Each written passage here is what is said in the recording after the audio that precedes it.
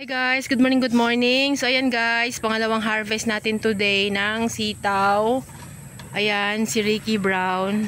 So nangyari guys ay ito, yung pangalawang lane natin ay bumagsak. Pero ayan, naibangon na nila. Bumagsak siya sa sobrang lakas ng ulan. Tapos medyo mahina yung pundasyon. Yan, kasi nga nung time na ginagawa ito ay si Ricky Brown nasa Palawan, so mga bagets lang ang umintindi. Kaya nung bumigay yan ngayon, medyo naibango naman na. Siyempre may pagka-stress yan. So that's it for now guys. Pangalawang harvest na tayo ng ating sitaw with zero chemicals. Tinamaan yan pero diretso ang buhay niya. Ayan.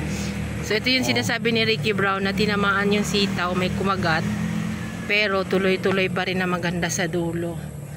Pero kung ito guys ay synthetic, tiyak hindi na yan makaka-recover. So ayan, recover pa din siya, pakikinabangan pa din.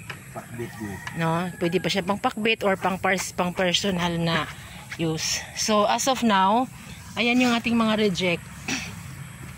Minimal lang, yung mga kulot-kulot, syempre hindi natin sinasama yan kasi pang-adobo na natin yan.